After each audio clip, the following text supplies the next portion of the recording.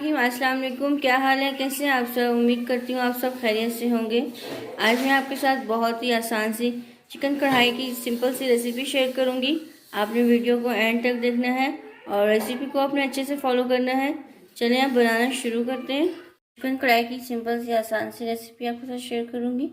हमने यहाँ पे एक पैन ले लिया और इसमें हमने 1 कप कुकिंग ऑयल डाल दिया। अब इसमें हम लहसुन, अदरक और हरी मिर्ची कूटी हुई डाल लेंगे और इसको हम फ्राई कर लेंगे।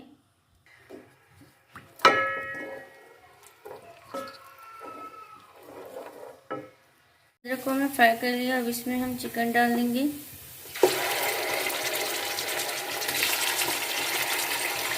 अब इसको हम अच्छे से मिक्स कर लेंगे। खूबसूरत सा कलर आने तक हमने चिकन को भून लेना है, अच्छे से फ्राई कर लेना है चिकन को। बाउल हमने दही का ले लिया। अब इसमें हम कुछ मसाले ऐड कर लेते हैं। 1 टीस्पून इसमें हम लाल मिर्च डालेंगे।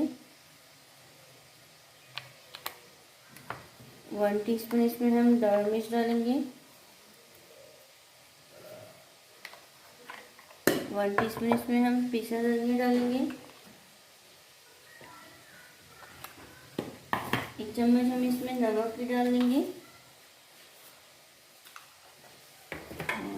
1 टीस्पून इसमें हम हल्दी डाल देंगे।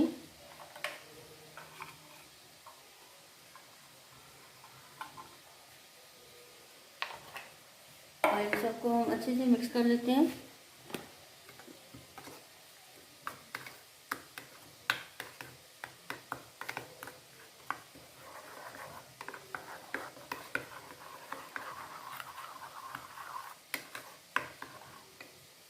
इसको हमने अच्छे से भून लिया। अब इसमें हमने जो दही में मसाला डाला था वो इसमें हम डाल देंगे और इसको हम अच्छे से मिक्स कर लेंगे।